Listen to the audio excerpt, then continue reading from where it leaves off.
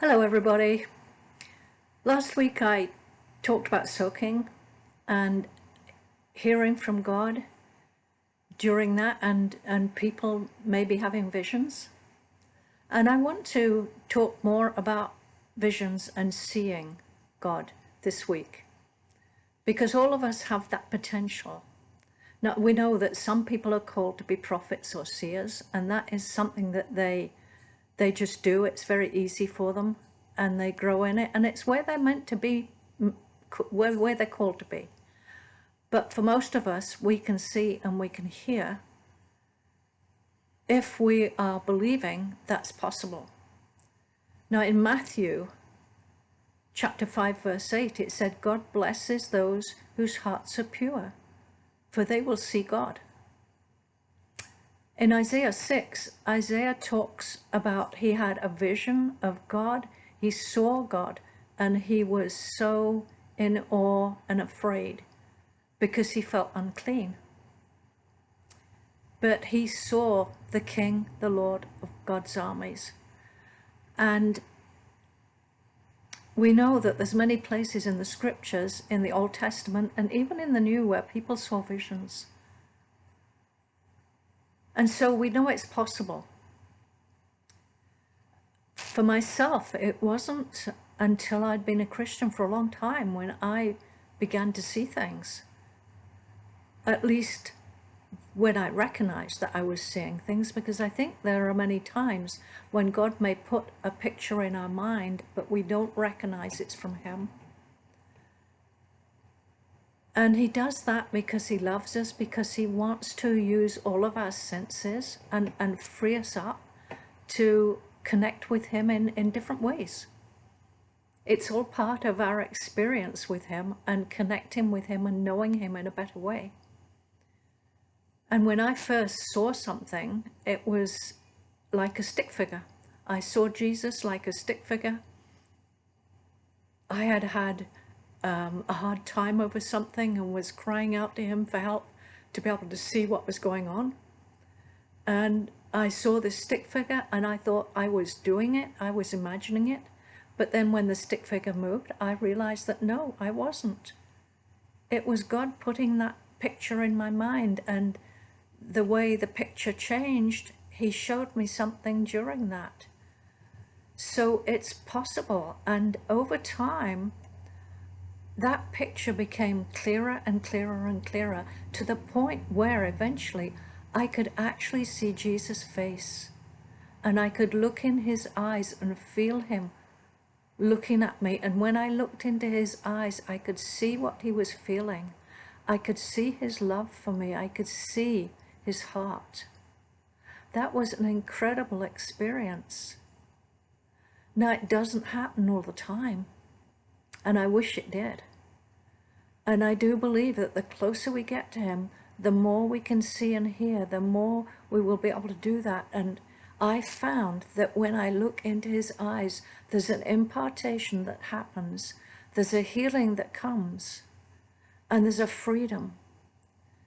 Somehow, when we see into His eyes, it makes Him real to us. It makes Him so real and so loving and kind and so vulnerable. And I believe that's possible for all of us. But I know it takes time and experience. And I believe that that happens when He really wants to do something in our lives. He will make things possible that we didn't think were possible. When it comes to soaking, I found that when I'm listening to quiet music and just waiting on Him with no agenda, I will hear things, but very often I'll see myself lying in green pastures and just relaxing and hearing a stream trickling nearby, or having a mountain's scenery and brightly colored flowers in a meadow.